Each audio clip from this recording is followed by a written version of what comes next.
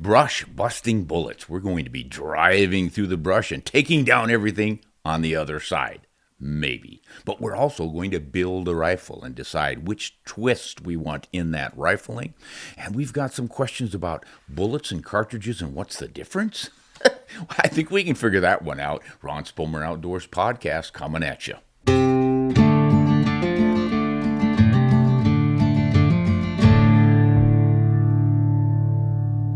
Hi, everyone. Of course, we're going to start off with one of our patrons, Adam. Adam says, Ron, I would like your opinion on a rifle build. I have been accumulating points for some Western hunts over the past few years, and now I want to start trying to cash in those points. And I'd like a new rifle for hunting pronghorn, mule deer, Western whitetail, and elk. No moose or bear. But I have been on the fence about a 6.8 Western for a couple of years now. I think it's a great balance of grain weight, ballistics coefficient, velocity, and recoil. Unfortunately, the 277 Fury, 7mm backcountry, and 7 PRC seem to be splitting the market, and the 6.8 has little aftermarket support. Instead, I've been thinking of going with a Tikka 270 WSM, then replacing that barrel with an aftermarket 8.5 in 10 twist carbon barrel. I think what he means there is you're going to keep the 270 barrel but change it to an 8.5 twist. My best friend hand loads, and I would like to get him to load the Barnes 155 grain LRX bullet for me.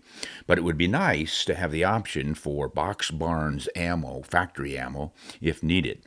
Do you think this would be a good replacement for the 6.8 Western? And don't think that the 8.5 twist rate would be sufficient for those 155 grain LRX bullets. So I did a little research on that, and I found out that they are calling for an 8-inch twist on that 155 grain .277 bullet. Whether you're shooting it in a 270 Winchester or the 6.8 Western or a 270 Weatherby Magnum, any of them, you're going to need a 1 1/8 twist. Now, the WSM might just add enough velocity to stabilize that bullet. It'd be marginal, but you might get away with it.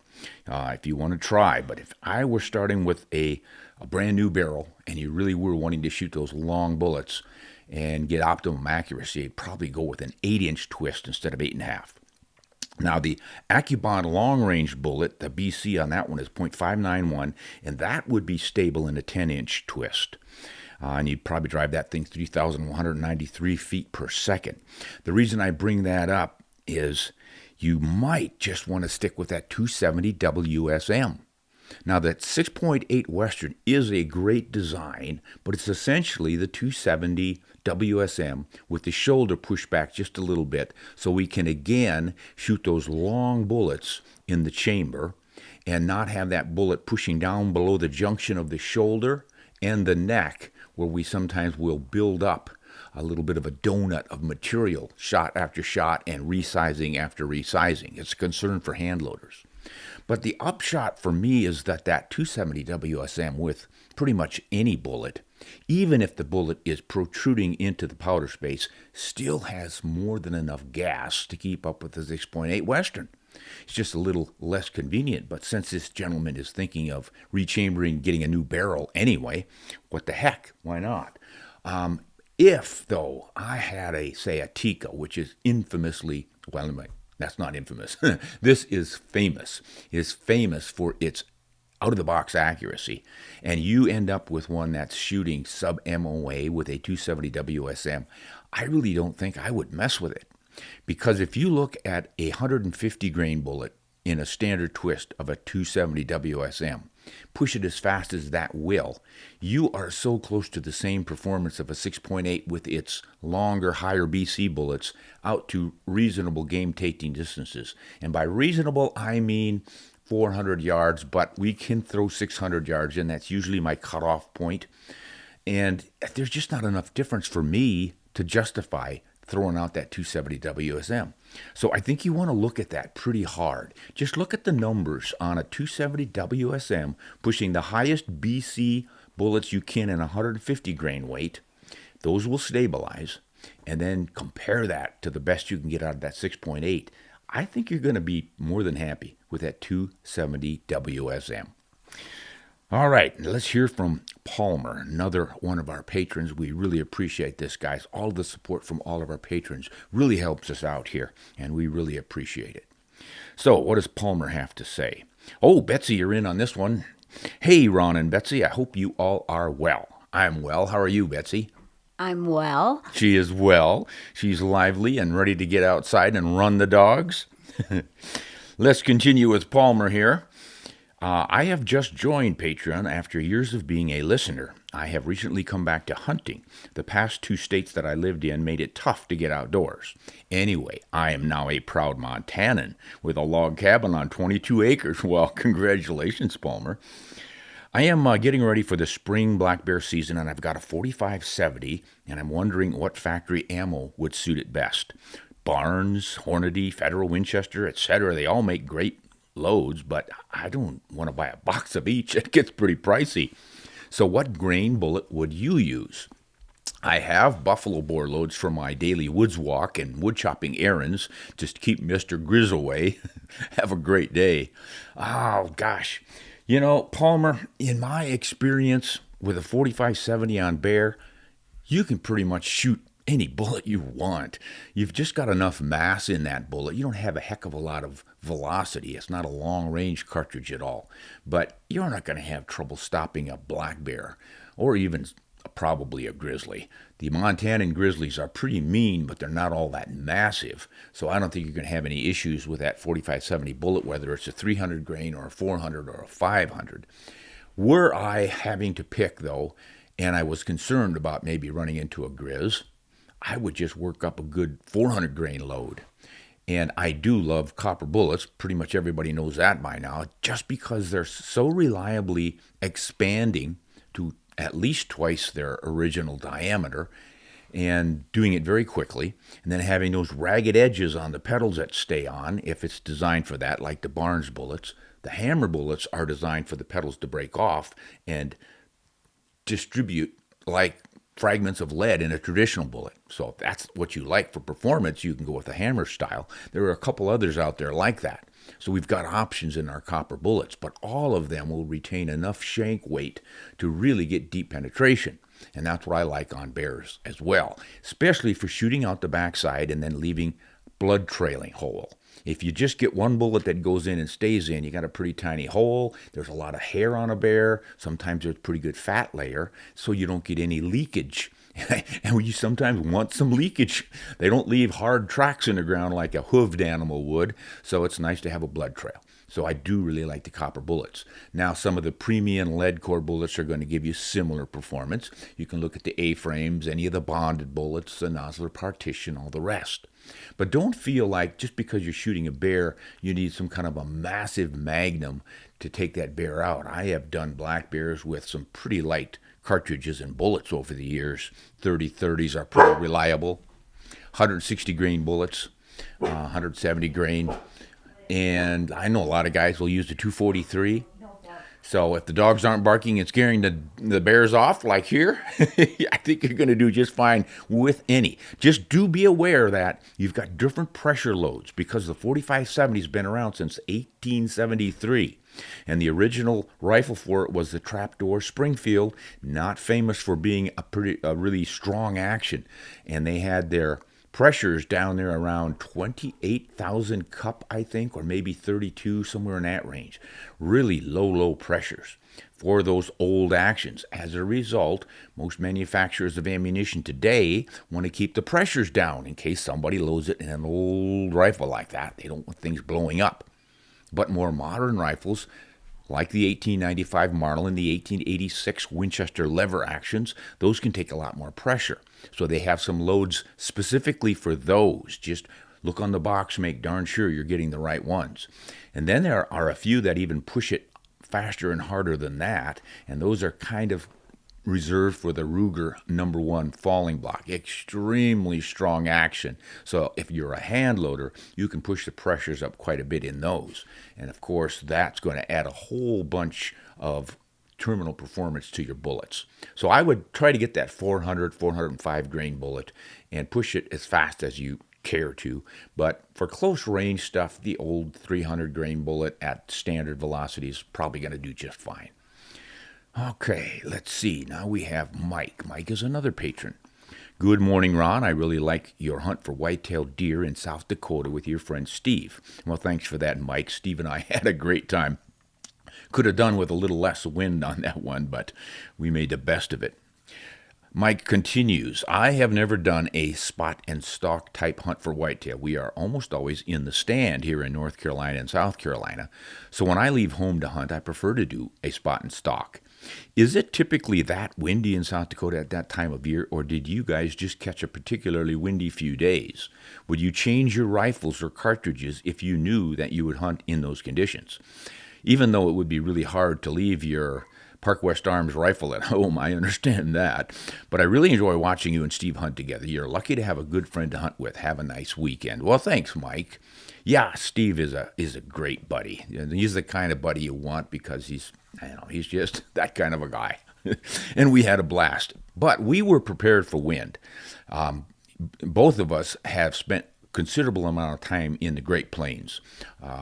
Steve grew up in Colorado, so he was hunting from day one out in the wind. I'm in South Dakota, big windy place there, so we knew what we were getting into, so we were pushing some fairly sleek bullets fairly quickly, high BCs on them. His was a 270, mine was that 757 Mauser, and we knew we were going to have to contend with some wind, and boy, did we. But your question as to whether or not you're going to run into wind, I would count on it. There are some wonderfully calm days in that part of the world, but most of the time during the hunting seasons, especially in November, climate's changing, going from early fall into winter, and things get pretty hairy pretty quickly. So it's not many times that I'm in the plain states hunting when we don't have at least one day out of 4 or 5 that's windy. So be prepared for it. And if there's no wind, who cares? You're using a high BC bullet, you've memorized all of your wind deflections, and you're ready for it. That's the way to prepare. But do try to get a high BC bullet if you can, and really know what it's doing when the wind's blowing. The more practice and training you can get, the better. But yeah, expect some wind in those plain states. Oh, hey, here are people weighing in on flat-nose bullets best in the brush. We did something on that not long ago. The contention has long been that the 30-30, the 32 Special, the 35 Remington, all those older lever-action cartridges with round noses or flat noses, going fairly slowly, say 2,100 to 2,400 feet per second launch speed out of the muzzle, and they just do really well in the brush. But then there's been a lot of argument that no, that doesn't really make much difference. You can't shoot through brush and expect your bullet to get there. They're always going to deflect.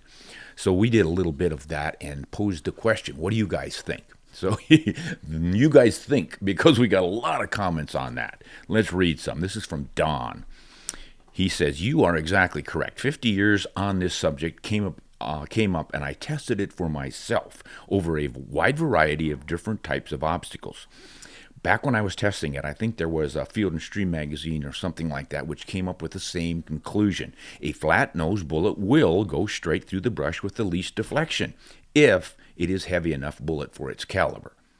And a hint for hunters, if you are in a blind while it is raining, don't expect your bullet to go anywhere near where you think it's going to go, because every raindrop, it's like hitting a piece of concrete, and that bullet will go nowhere that you planned.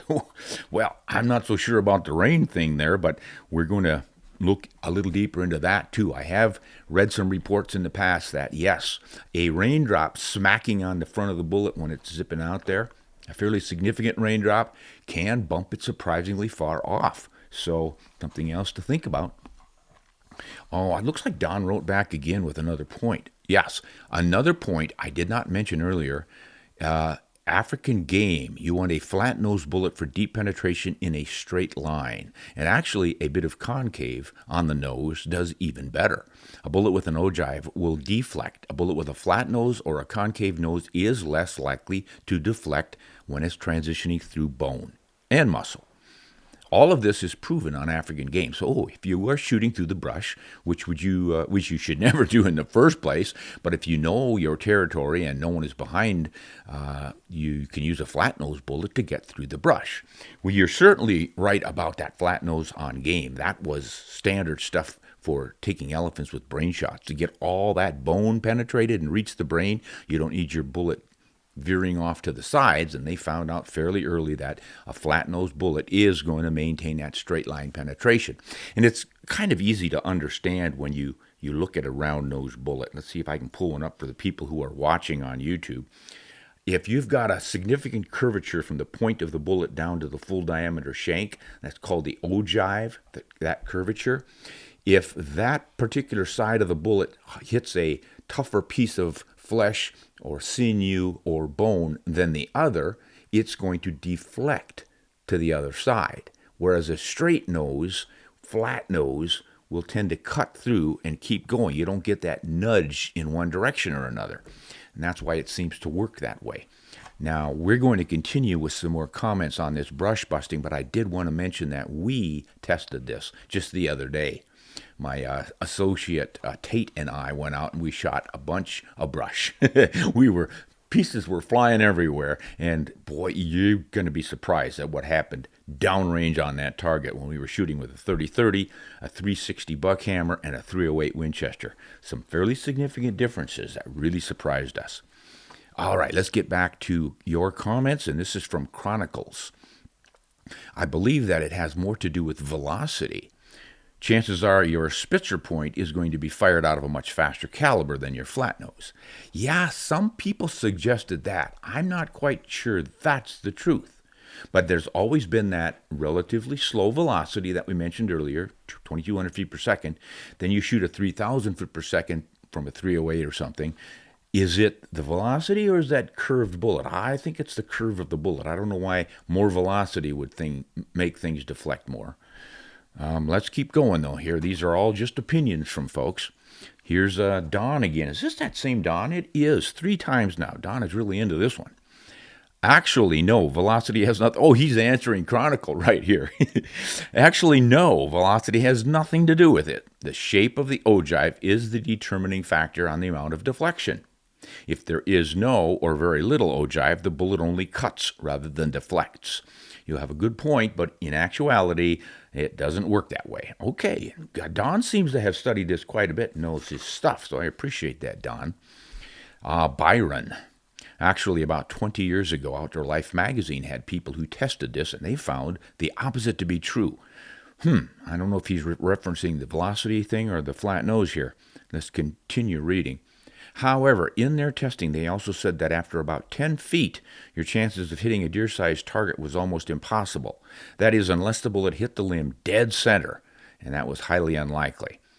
I think Byron needs a little interpretation here. Let's see if I can get it right. I'm thinking what he is saying is that if you hit brush, if the target is 10 feet beyond that brush, your bullet is deflecting enough that you're probably not going to hit what you're aiming at or get close enough.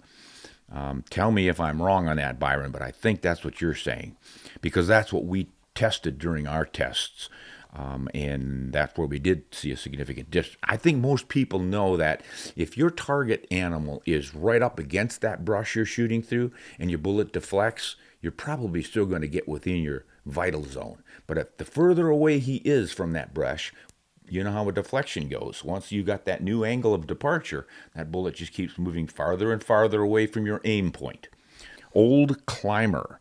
You missed something. The flat-nosed bullets have more momentum, generally, than the faster, sleeker, more wind-affected bullets. As a result, they tend to stay on their original track better. Yeah, I think I know what you're driving at here, Old Climber. It's not that they're flat-nosed bullets having more momentum. They're heavier bullets. It's the mass that keeps the momentum going. So you could have a blunt, heavy bullet going really, really fast, and I don't think the speed's going to change things too much. But yeah, you're right. What's that physics rule? An object in motion tends to remain in motion until acted upon by another force.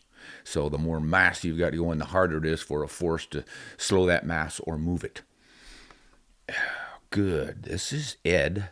Or EDL617. EDL617 says, flat-nosed 30-30 has taken a lot of deer in the brush. Yeah. Not much evidence there, but good opinion, and that is pretty accepted opinion because the 30-30, of course, has been around since 1895, and it was real popular for the first half of the 20th century, so obviously it's taken a lot of deer. And your bullets are generally flat-nosed or round-nosed, so it all adds up.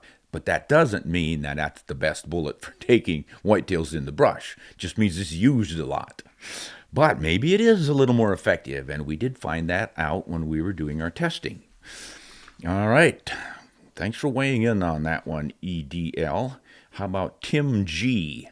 Sure, it might deflect less, but it'll still deflect.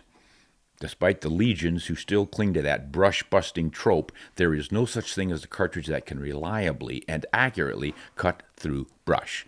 Well, maybe something from an Abrams tank, but I think you're probably on it there, Tim.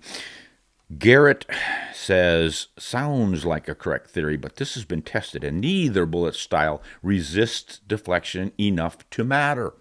So don't shoot through brush at game with any distance between the brush and the animal. Seems like we're starting to agree on something here, guys.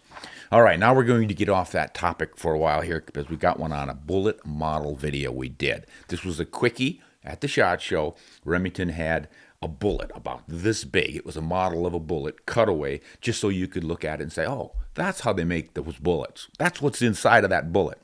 We heard from Kether 800. Sorry, but I'm not impressed. Why is the entire inside the same color? Where is the gunpowder? So this sounds like a newcomer to the shooting world. I wrote back and said, Kether, this is a bullet, not a complete cartridge. The brass cartridge case is what holds the powder. The bullet is then seated in the mouth or the neck of the case atop the powder. The primer in the base of the case is struck by the firing pin, igniting it, and it in turn ignites the powder. As the powder rapidly turns to gas, it expands dramatically, raises the pressure within the barrel, and this gas pressure is what drives the bullet out.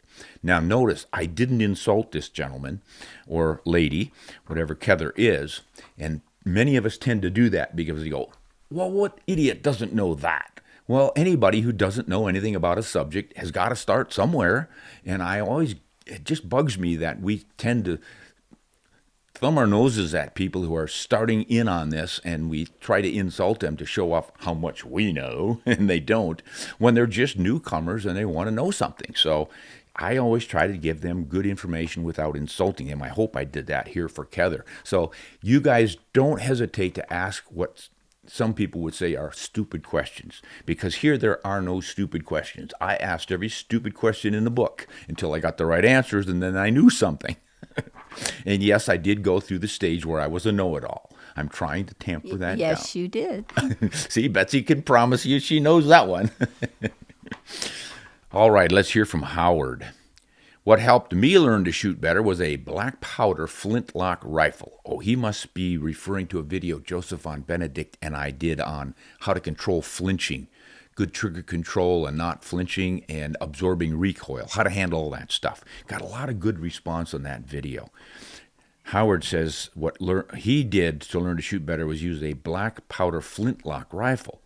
An older friend told me to take your flintlock outside along with your pan charger and put powder in the pan only. Don't load it with a bullet and then shoot it. I did that and my shooting improved a lot. My friend said that you learn to shoot a flintlock, you'll shoot everything else much better. And he was right. Yeah, that makes perfect sense, Howard. If you've got a flintlock, you've got what's called a considerable, I guess you'd say, lock time. Lock time actually refers to the time it takes to squeeze the trigger, have the trigger break, the hammer fall, and ignite the charge. The igniting the charge part is a really slow thing with flintlocks, because a lot of times that powder in the pan takes a little bit of time to burn, shoot through the flash hole to the main powder charge in the barrel. So you get that old click and two booms, kind of a small boom and then the big boom when it ignites everything. You've got to really concentrate on holding that shot. You can't be wiggling anywhere. So that would be a great way to train. Thanks for that tip, Howard. That's a good one. DG101 says, dry fire with a dime balanced on the barrel. That's another good one. Daryl Holland showed me that one many, many years ago. It works when you've got a perfect rest for your rifle. Usually it's a bipod up front. Get in a prone position with that bipod-supported rifle and hold everything rock steady, and then have somebody set a dime, balance it right there at the muzzle on the front of the barrel. and then squeeze off your shot. If you can squeeze off that shot without wiggling the rifle so that the dime doesn't fall off, you've got superior control of that rig. Now, I have noticed that some rifles will have such a hammer fall or a spring fall on their firing pin that they jerk the rifle enough for the dime to fall off. It's not you jerking the trigger, it's the rifle itself. That kind of tells you something about that rifle's design and its action, too. A good rifle is smooth enough that you get your click, your firing pin lands, and it doesn't shake the whole rifle. All right, Steve. Steve says a test of flinch that I do is I put a golf tee upside down on the scope turret, and then I dry fire. Yeah, I keep doing that until this tee stays on the scope. So this is similar to the dime. I would imagine the tee was a little easier to keep on there, but that's another good trick. Great, guys. These are some good tips. I'm glad you guys sent these in. Farmer Wayne says it might be more surprising if you filled the magazine with a surprise dummy or two. Oh, yeah. So what Joseph and I did was that old technique of your buddy loads the rifle behind you and hands it to you, and then you shoot. You don't know if it's loaded or not, so you have to concentrate on a good hold and squeeze and no flinching. This gentleman just says, put a dummy round in. So if you have dummy rounds, you could put in a live round, a dummy round, a live round, a dummy round, and who knows, kind of a Russian roulette sort of thing. And then when your buddy is shooting, he might get a click and loads another one, he gets a click and loads another one, and bang. So you really have to concentrate on your shots. You never know when it's going to go off. And that, of course, is the value of dry firing too, guys. A real simple way to do it. You just dry fire until you get over that jerking the trigger business. Boy, these are good, guys. The Honey Runner. Perception of push recoil from a heavier caliber. The heavier calibers tend to be found in heavier rifles. Heavier rifles will have more inertia. Given similar powder charges and bullets, they will be slower to start moving or accelerating, and they'll be slower to stop moving. This presents a push rather than a punch. There could be some additional effective slower burning powders used, but I doubt it matters much as the rifle's weight. Yeah, that is a good point. The heavier the rifle, the more moderated the recoil will be. So in any given load, the more powder, the faster the muzzle velocity, and the heavier the bullet, the more recoil. But the heavier the rifle, the more that recoil is reduced or moderated because the rifle is absorbing it. It's got to move the rifle first, and that takes a lot of the energy out of it. Oh, good ones, guys. This is Paula. I've got several flat shooting calibers. If I couldn't use but one, it would be a 300 H&H Magnum. I'll shoot 150 grain bullets at 3,400 feet per second, or 180 grains is around 3,000 feet per second. I use Barnes TTSX, and they are very accurate. I load my own for everything. Those TTSX are devastating on everything I've shot, and the bullets that I've been able to recover retain nearly 100% and mushroomed, just like in the pictures. They have gone from the center of the chest on two bucks that were facing me, and both lodged back in the hip. I haven't had a deer go more than 30 yards, and most didn't go anywhere. Black bear, too, with a 270. I used to use Nosler partitions, and they were fine, not quite as accurate as the TSX. They haven't let me down so far. The 300 H&H is an old caliber, and it probably can't find factory ammo in many places anymore, but I have a 300 Win Mag, too. If I could only have one, it would be the 300 H&H. So that's interesting. Yeah, I never messed with the 300 H&H until, I don't know, 2-3 years ago. I took a Park West Arms chambered for that to Africa, and oh my gosh, I and Betsy and Betsy's friend Clara and my friend Tyrell, we all used that rifle to take a variety of plains game up to the size of, did anybody take a sable, honey? You were taking water buck with it. You took your water buck with it.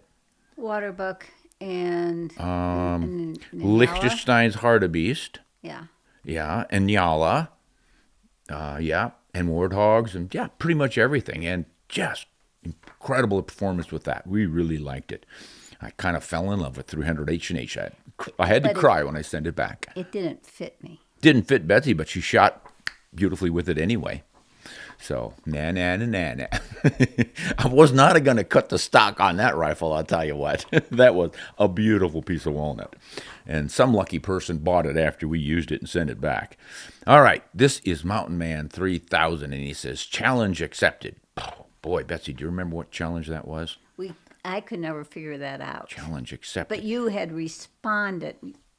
Oh, I got a response right here. Okay, now we'll figure it out. Mountain, before you bet any money on this attempt, you'd better call for a clear definition of terms. What do you mean by flat? Oh, okay, I remember this one. I'd mentioned something about someone wrote in and said they can shoot flat and take their game out to 400 yards with their rifle. I forgot what it was. And there are a lot of rifles that'll do that. In other words, there are a lot of cartridges that will shoot flat to 400 yards. And I thought, boy, I don't know too many. I better look into this.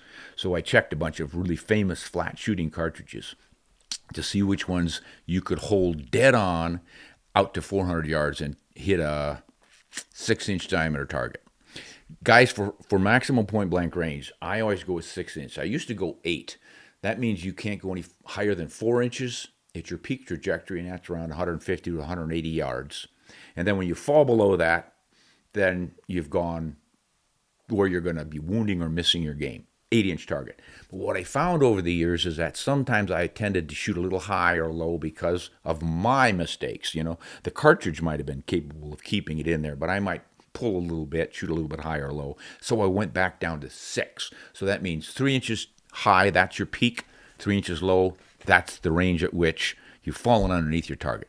So using that, I think I came up with these numbers. Let's read and see what I said. Mountain, before you bet any money on this attempt, you'd better call for a clear definition of terms. What do you mean by flat? Do you mean laser flat, as in no curve in the trajectory? That's impossible, of course. But if you mean a minimal curve in your trajectory, so that your bullet will rise no more than 3 inches above your point of aim, and then where it falls 3 inches below, that is your flat maximum point blank range. Well, then you can do it, but with just a few cartridges, shooting really light for caliber bullets that might not be ideal for addressing a big deer or an elk or anything. So, the 26 Nosler, for instance, that's a real barrel burner. You can push a high BC 142 grain AccuBond long-range bullet with a BC of .625. That is really high. You can push that 3,346 feet per second. Zero that for a 3-inch peak trajectory, and that bullet will drop 3 inches below your point of aim at about 336 yards. That's a long way from 400. Step down to a 100 grain ballistic tip bullet in that, and the BC then would be just 350. Drive that one 3,961 feet per second. Whew! And that one will drop 3 inches below your point of aim at 367 yards. You're still not at 400 yards. That's with the 26 Nosler, guys. All right, now let's try a 35 grain ballistic tip bullet from a 220 Swift, the famous flat shooting 220 Swift, right? 35 grain bullet, oof, that's going to go fast. I came up with that velocity of 4,415 feet per second, and it's 3 inches low at 304 yards. Step up to a more aerodynamically efficient 60 grain boat tail bullet in a drive that thing at 3,712 feet per second from the 220 Swift, and it is game over at 333 yards. 3 inches low already at 333 yards with the famous flat shooting 220 Swift. Okay, how about a 378 Weatherby Magnum shooting 125 grain AccuBond bullet 3,828 feet per second? That one drops 3 inches below your point of aim at 358 yards. We are still not getting close to 400, guys. And we're using some pretty fast shooting rounds here. All right, now we've got another option here coming closer. Oh, here's what we're going to do. We are going to select a peak trajectory of 4 inches instead of 3.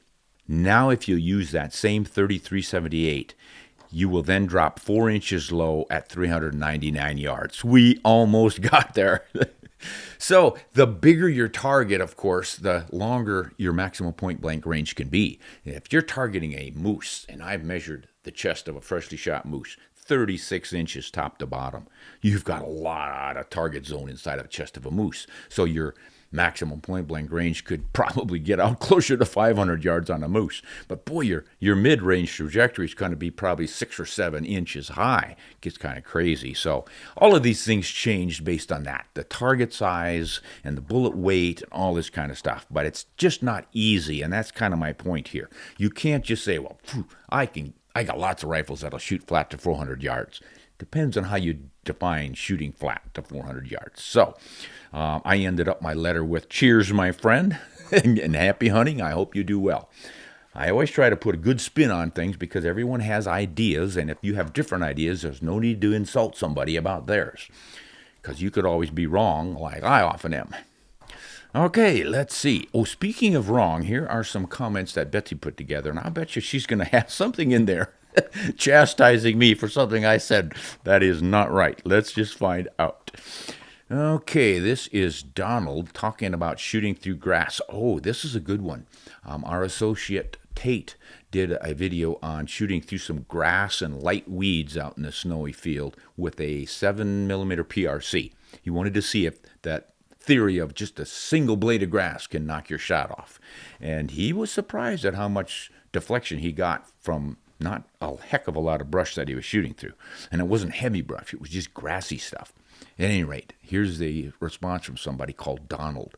I know you won't listen, but try a much slower and heavier cartridge. Heck, even test to 30-30 and you'll be surprised, but I'll bet it's not bling enough for you. Okay, so Don is thinking that we're biased and we're using these modern cartridges that are going really fast, but if we used a 30-30, we would be surprised at how effectively it could get through the brush. But it's not enough bling for us. No, Don, I don't need bling. You look at me. Do I look very blingy to you? Maybe Tate's a little more into the bling stuff. But I urge you to stay tuned for the one we did on that 30-30 because we did test it. And we tested at 360 buckhammer with a 200 grain bullet. So if you like round nose bullets going slowly that are heavy, this is really going to test the theory. All right, Guitar Builder. And this is about the 338 RPM cartridge, and that one is from Weatherby. I think new modern cartridges are fantastic. It's time we step up from 100 years ago. Ron, you can trash talk on every new cartridge. I am 68, born in 56, and I'm loving the new great ideas coming out. Old school isn't always better. I would like to see some unbiased videos from Ron for a change. Yeah, I had a Savage Stevens 111 30-06 in 1973 too, but come on, seniors, get with the program. I think Guitar Builder just called me an old fud, and he's kind of one himself. Betsy, you put that in there on purpose, didn't you? Well, everybody says, oh, how much we like your podcast and you. And I thought, well, not everybody likes you. Just can't help. Turn the screw. No, I am not offended by this, but I am a little surprised that Guitar Builder thinks that I trash talk on every new cartridge because I hear from so many people saying, you and your new cartridges, that's all you ever write about. What's wrong with the old cartridges? You can't please everyone, so you got to please yourself. All right. Now, this is a strange one. Mehdi Benassa? Please explain the differences between bear hunting and bear defense. Well, that's pretty easy. If you're out hunting for a bear, you're sneaking along looking for a bear to shoot, and you shoot him. If you're out looking for wildflowers or berries and a bear attacks you, you shoot him. That's defense. The first one was hunting for a bear. The second was defending yourself from a bear. If that was a serious question, that was a serious answer. I don't know what else they're driving at. You got any idea, Bets? No, I just thought that was a serious one? That might be another one of those folks just don't know. I have never had to shoot a bear in self-defense. Had to shoo a couple of them away, and I was ready to defend myself if I needed to, but they didn't push it. All right, Recoil Mastering Recoil. Oh, that's the one with Joseph and I about controlling your rifles and mastering recoil, all right? What does Recoil have to say? You guys have really started an argument with this video. The PRS chassis fanboys will come out of the dirt and insist that you guys are completely wrong without listening to a thing you have said. Well, no doubt. No matter what we say, there's always somebody who doesn't listen to it and jumps on us and tells us we're full of it. I get told I'm full of BS just about every day. Okay, this is a third law pair talking about the same video, Recoil. He says, I'm not afraid of recoil. I'm afraid of being afraid of recoil. Worrying about that is what this is a good one. He's not afraid of recoil. He's afraid of being afraid of recoil. And worrying about that, he's going to flinch, is what makes him flinch. Oh, that's a true one, too. I've done the same thing. And that's what I did on that video. Now, I mean, I shoot 375 H&H and 458 Win Mags and lots and 470s and all this big stuff. And I do pretty well with not flinching. But when we were doing this video, Joseph said, now we're going to teach people how to not flinch, but I'm going to use this hard kicking. This is one of the hardest kicking rifles I've got. It's a, what was it, honey, a 3378? No, a 378 Weatherby Magnum, I think, or an Ultra Mag or something like that. Gosh, I don't even remember. I was so freaked out, but he pushed that recoil thing so hard that I psyched myself out and I flinched. It actually surprised me how much you flinched. Yeah. It was just what this guy is saying. I was afraid of being afraid of the recoil. When I finally shot the thing, it didn't recoil badly at all. It felt like a 30-06, so it's psychological. And that's one of the points we made, is that it's so psychological that one of the ways to not flinch or to never develop a flinch is to always have good ear protection. Joseph cited some Army study that showed that something like half of all the flinching was caused by the muzzle blast. People were afraid of that more than the actual thump on the shoulder. So I like that. I'm afraid of being afraid of recoil, and that's why I flinch. Me too. All right, let's see what Don has to say. Don says, you are exactly correct. About what? I don't know, but let's find out. 50 years ago, this came up. Oh, no, this is the same one. Honey, you printed out the same response that I did with Don on shooting through the brush. So we'll skip that. Now, here's some comments on some podcasts from the past. This is Pex Info, and he is talking about the 204 Ruger being cool. Hi, Ron, and thank you for your wonderful videos. Well, thank you, Pex Info. I have a question about the 204 Ruger. Here in California, we can only use non-toxic ammo for hunting all types of game. So how would the 204 Ruger perform with solid copper bullets, such as the varmint grenade types? Well, okay. The varmint grenade, Pex Info, is not a solid copper bullet. It's made of copper, so it's legal. It is a sintered metal bullet. So think of a copper jacket or a gilding metal jacket. That's legal. There's no lead in there. But instead of having lead inside of it, there is little particles of copper and, I believe, tin that are squeezed together to make a little frangible pellet. So that's what you're talking about. And are those effective? Yeah, those are effective. Now, I haven't used them in a 204 Ruger, but if they're available in the 20 calibers, I would think they would work. I'd used them quite a bit in a 223 and a 22-250. And what I found was, of course, because that material inside is much lighter than lead, you do not get the downrange performance. They start to run out of steam because they just don't have the mass. So what I found was where I would normally get 300-yard performance on varmints and prairie dogs with a 22-250 with a lead core bullet, that similar performance would probably start to dry up at about 200 yards. So you lose a little bit of your range. You can still get your bullets to get there, but they just don't have the pop anymore. I didn't use them extensively. It was just on one investigative trip with prairie dogs. But on jackrabbits and coyotes and such, I'm not quite sure how it would work. But out in California, I know you have a lot of ground squirrel issues out there, and people tend to be shooting that sort of stuff at ground squirrels, probably some marmots. I think you would do all right. It's certainly worth a try. Now, another option, of course, are the solid copper bullets. I don't know who all makes those. I haven't loaded them up myself, but I have seen some from Hammer. And I'm not sure if Barnes has any, but you've got Maker bullets and cutting edge bullets. There's a lot of copper bullets out there anymore. So I think you can probably find some and get your 204 Ruger to perform pretty well. Okay. JMC. Hi, Ron and Betsy. I have asked before, but I haven't heard an answer yet. I know you're all busy, so no worries. But I wanted to ask, what is the best way to subscribe Should I subscribe through Patreon or directly through RSO TV? Is one way better than the other, or are they kind of all one and the same? Are there any benefits to using one over the other? Thanks, James from Texas. Oh yeah, James. I actually wrote James back right away and explained it all, and I had to look it up myself because I'm not subscribing to myself. So I had to look. Here's the way it works. You can join us on Patreon, and that is sort of like being a patron of the arts. You're essentially giving your support to the artiste. Maybe he'll paint a flattering portrait of you someday. Well, Betsy and I aren't going to paint you, but we're going to visit with you. We're going to answer your questions and things like that. So if you go to patreon.com and look up Ron Spomer Outdoors, and then you can join up at different levels, $5 a month, and you get a newsletter 2 times a month about what we're doing around here, behind the scenes sort of information. And we'll answer your questions when we can, but you don't get immediate response necessarily.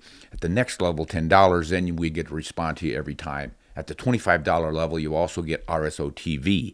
Now, if you just want RSO TV and don't care to be a patron, that's fine. You can join that for $5 a month. The benefit of that is you get to see all of the podcasts, all of our videos, and what else, Bets? Well, they're published a day ahead of time, and there's no ads. And we do have some exclusive content on RSO TV, and we will have more exclusive content. We've got some young men working for us now, so we're able to crank more material out.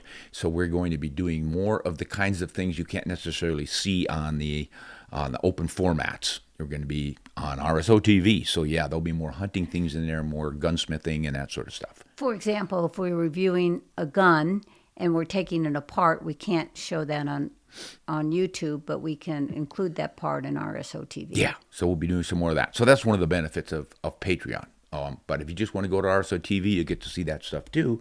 And there's no ads. I love that one myself. Okay, we are going to go to Oklahoma, where the wind comes sweeping over the plain, and Tommy asks us a question like this. Okay, so all this hoo-ha about cleaning to base metal before shooting monolithic bullets. Well, a long time ago, I worked in aerospace. An engineer friend got me into molybdenum coating my bullets. Messy? You bet. I have discovered that I get single-digit shot-to-shot deviation, a slight loss in velocity, and no reason to do much cleaning. The only thing in the bore is a slight coating of Moly, nothing else. I have found that Sierra Game Kings and Barnes bullets with the same loads shoot to the same point of impact. In the past, I've heard a lot of negatives about Moly, but I haven't had any issues. So, have you ever tried Moly-coated bullets? Your thoughts on them, Tommy. Tommy, I'm going to ask the same question of everybody out there. I remember the big whoop-de-doo about Moly-coated bullets. It was like, ooh, molybdenum coating on a bullet. It's a gray material. You'd get a mix of powder and you'd shake it and get it on your bullets. Or you could buy the bullets with it already coated, and that was supposed to reduce the friction and things and be wonderful. And everybody went, ooh and ahs, isn't this great? But then I started hearing about the Moly building up in the shadows of the rifling. So the bullet goes down the barrel, leaves a little Moly behind, and it piles up in the cracks, so to speak, of the rifling grooves. And that was, I guess it was a real devil to get out. I played around with them just a little bit. I'm not an early joiner, so I didn't want to be using it on everything. And then I started hearing these horror stories, so I just quit because I was happy with what I was getting with normal bullets. But it sounds here like Tommy is having great luck with it. What about the rest of you guys? Do you still use Moly? Have you given it up? What are the serious issues with that? Comment, write back, call us, whatever. We're going to have a bunch of reports on that the next time we do a podcast in a couple of weeks, I think. So thanks for that, Tommy. That's the kind of stuff we like to hear to help clear things up. And we're depending on all the rest of our fans out there to help. Now, somebody in Idaho named Jerome has a question. I'm from out east, North Carolina, but now I reside in the great state of Idaho. I was wondering what your thoughts considering deer hunting with a Ruger Mini 30. Is it a ridiculous idea? Do I need a larger caliber? Your thoughts about it and in general are much appreciated. I love your channel. So this is Jerome who says, P.S. Do you allow folks to sign up to go with you to Africa to hunt? I would love to arrange something with my son and stepson for 26, 27. Okay, let's do the last one first. Yeah, Betsy and I quite often will invite people or allow people to join us on hunts. Last year we took, 2 couples over. The year before that we took 2 couples over. The year before that I think I took 4 guys over. So yeah, it varies. This year I'm going with 2 guys, and another place just 1. But we do offer that. So kind of keep it in mind. You might contact us. Go to ronspomeroutdoors.com, the website. He did. That's where you got it from? Yes. Okay. And then keep your ears to what we're doing here, because I will announce something like, hey, we've got a hunt to South Africa coming up. We've got room for... We don't do guided tours. No, we're not guiding. We're just, you can come along to the same place we're going. And then we'll put you in touch with the outfitter and get it all set up then, and we'll just get the same dates. So we're in camp and we can visit and have some fun. And I do have fun. I just had a great time with I think every trip we've ever taken with different folks. It adds so much to it for us because we get to see Africa through their eyes, often for the first time, and they're so excited, and you can remember your first time, and then you get to watch them hunt, and it just adds a lot more excitement. So gosh, that one gentleman we took along a couple years ago, he was perfect. He was 1 for 1 on everything he shot at. He took some incredible animals. He was a great hunter. That was with Werner? Yeah, it was Werner von Seidlitz in Namibia. And I'm embarrassed to say I can't remember this guy's name. He was just a wonderful guy. What's the name Rob. of his... Huh? What's the name of his outfit? So Werner. We like Werner a lot. Oh, Werner. He's with Immenhof Safaris. Yeah, we have been with Immenhof Safaris many, many times. Werner is the kind of PH I love. He knows natural history. So when you're hunting and you see a strange bush or tree or thorn or bird or mammal or track or anything, you just say, what's that? He gives you the whole story. It's really cool. And then he's a heck of a tracker and just a wonderful guy. The whole family is. Why don't we put his website in the link? Yeah, in descriptions below. Okay, guys, put it in the description below.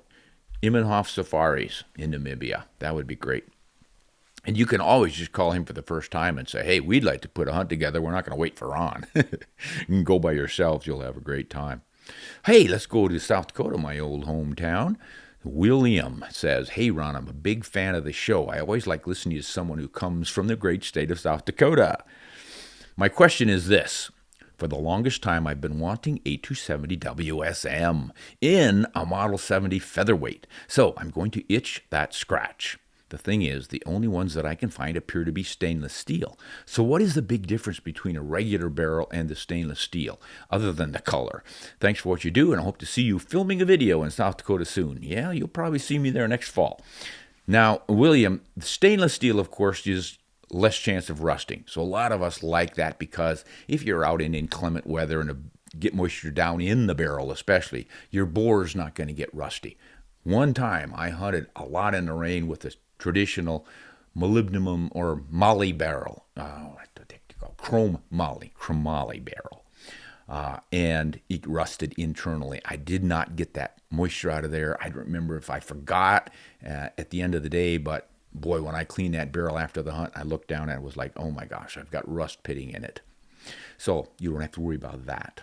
Now, chrome Moly is supposed to be just a tiny bit more accurate, some say, and or have a little more barrel life. But then I read some details that say, no, it's the stainless. But it has to be a certain kind of stainless that has more barrel life. But when I really dig into it, the upshot is the difference is so minimal, why mess around with it? So for me, I decide which I want based strictly on the no rust issue. I love them both, and for a hunting, maybe if you were trying to win some kind of a precision shooting competition, you'd want to make some real serious research into which one's going to do better for you, but I just don't think it's worth worrying about in a really accurate hunting rifle. Close enough. That's my take on it. The rest of you may have better information than I do. You might want to write in and tell me I'm full of it. I'll be happy to share that. But I just did that research on them several years ago, and I just wasn't impressed that I needed to worry about it. Down in Texas, we hear from Daniel. Dear Ron, I realize rifle barrels are expendable and do not last forever. However, I have heard mention that some are known as barrel burners. For instance, the 6mm Creedmoor as opposed to the 6.5 Creedmoor, which in turn I've heard there is no barrel burnout issue. I'm assuming this is caused by the nature of simply necking down the cartridge with the same powder or the same quantity of powder. My question is, with all the neck down cartridges throughout the years, i.e. the 243 Winchester, 7mm 08, 270, which are all long-standing cartridges, why are some known as barrel burners and some are not? Thank you, and I love your show. Best, Daniel. Yeah, good question, Daniel. And the answer is, you're kind of on it here. It's the quantity of powder in relation to the diameter of the bore.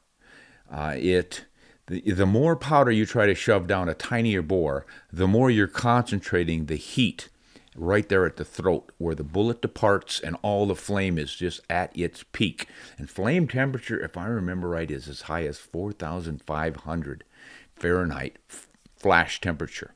So it's just that incredibly quick flash of heat, and then it quickly dissipates. But if you shoot and shoot and shoot and shoot, it doesn't have time to dissipate, and then it gets really, really hot, and subsequent shots break down the steel. The rifling starts to crack. We call it alligator cracking. It's like an old sidewalk.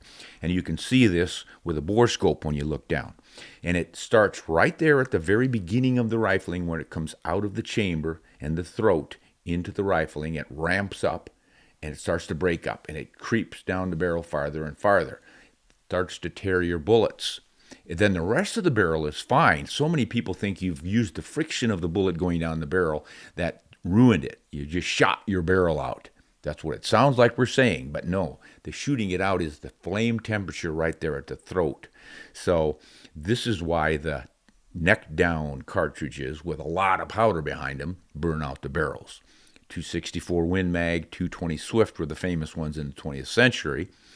But these days, you've got your 26 Nosler, the 6.5 300 Weatherby Magnum, probably the 30 378 Weatherby, a lot of those big powder capacity, high velocity. And the narrower the bore, the higher the velocity, the more the powder, and the more the flame temperature, the faster they burn out. It is really not a big problem with those because those are not used for rapid fire shooting. You go hunting and you might shoot 1 to 3 times at a big game animal, and you're using your super magnum to get him. Great, that's what it's for. You got him, but you're not shooting 6, 7 times in a row and overheating the barrel, so you're going to get probably a lifetime of good hunting performance out of some of those big guys. But if you're doing long distance target shooting, you may be swapping barrels out fairly often. That's the way the process works, guys. Now, some serious rifle people, especially if you have some machining skills, they get a shot out barrel. They'll just rechamber it deeper in so that they get rid of that rifling part. Cut off at the breech, rechamber. If there's enough thickness in that chamber area of the base of the barrel, you can essentially eliminate that early burnout for an inch or two. Maybe not 2 inches, but a ways anyhow. You'll end up with a shorter barrel, but you'll have more barrel life. So some guys will do that. But it's probably just simpler to get a new barrel. All right, from North Carolina, we hear from Jack. Hello, Ron. I like your opinion on shot placement on a deer. What do you think about a high shoulder shot? Or should I stay with the high lung shot? I haven't tried the high shoulder shot, but I've seen a lot of it on YouTube. It looks good because they drop right there and you don't have to chase them around. I just like your opinion. Thank you. Well, Jack, I agree. It looks good because it is good. You do that high shoulder shot, and what happens is your bullet is hitting the top of the lungs usually and the bottom of the spine, or close enough to the spine to drop them. So the spine on a whitetail buck, a mule deer, an elk, pretty much all the ungulates, it will plunge down once you get past the shoulders. It really drops down into that neck. So when you're on the high shoulder, you're essentially hitting the spine. But you're close enough to the lungs that you'll catch those too. Then you generally will blow some bone fragments in, and you end up with significant hemorrhaging in the lungs as well as hitting the spine. So the spine knocks them down and quite often kills them instantly. But if not, they're going to bleed out pretty quickly from that high lung shot. The other option is the kind of the surefire, you're going to get them heart shot right behind the shoulder. The classic bow hunters, tight behind the shoulder, go for the top of the heart where the aorta is, those giant vessels and arteries. You sever those and they bleed out so quickly.